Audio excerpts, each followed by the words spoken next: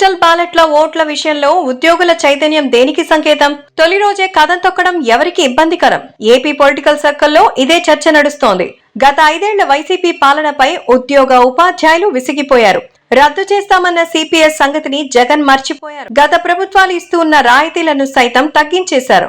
1వ తేదీన జీతం అన్నది మరిచిపోయేలా చేశారు. అందుకే తమని రోడ్డున పడేసిన వైసీపీ ప్రభుత్వంపై గత కొద్ది రోజులుగా ఉద్యోగ ఉపాధ్యాయులు రగిలిపోతున్నారు. ఈ ప్రభుత్వానికి ఖచ్చితంగా బుద్ధి చెప్తామని ఎన్నో సందర్భాల్లో హెచ్చరించారు. అందుకు తగ్గట్టుగానే ఎన్నడూ లేని విధంగా తొలి రోజు బ్యాలెట్ ఓటు వేసేందుకు ఉద్యోగులు రాష్ట్ర వ్యాప్తంగా కదం తొక్కడం విశేషం. సాధారణంగా ప్రతి ఎన్నికల్లోనూ పోస్టల్ బ్యాలెట్ల ఓట్లకు సంబంధించి 1.5 లక్షల దరఖాస్తులు వచ్చేవి. ఎన్నికల విధుల దృష్ట్యా కొంతమంది పోస్టల్ బ్యాలెట్ ఓట్లు వేసేందుకు ఇష్టపడేవారు కాదు. మండల కేంద్రాలు, నియోజకవర్గ కేంద్రాలకు వెళ్లి ఓటు వేయడం అనేది ఓ ప్రక్రియగా మారడంతో ఎక్కువ మంది ఓటు వేసేవారు కాదు. ఈసారి పట్టుబట్టి మరీ రాష్ట్ర వ్యాప్తంగా 5 లక్షల మంది ఉద్యోగులు పోస్టల్ బ్యాలెట్ల ఓట్ల కోసం దరఖాస్తు చేసుకోవడం విశేషం. వాస్తవానికి పోస్టల్ బ్యాలెట్ ఓట్లకు సంబంధించి ప్రభుత్వం ఎన్నో రకాల ఇబ్బందులు పెట్టింది. వాటన్నిటిని అధిగమించి ఉద్యోగులు పోస్టల్ బ్యాలెట్లను పొందగలిగారు. నిన్నటి నుంచి ఓటు వేయడం ప్రారంభించారు.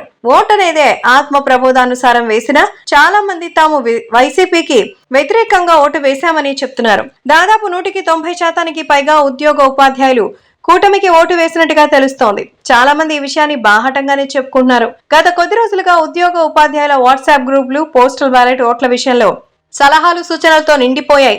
ఉద్యోగులు బుద్ధి చెప్పే సమయం ఆసన్నమైందని, దానిని సద్వినియోగం చేసుకోవాల్సిన అవసరం ఉద్యోగ ఉపాధ్యాయులపై ఉందని పెద్ద ఎత్తున సోషల్ మీడియాలో ప్రచారం జరిగింది.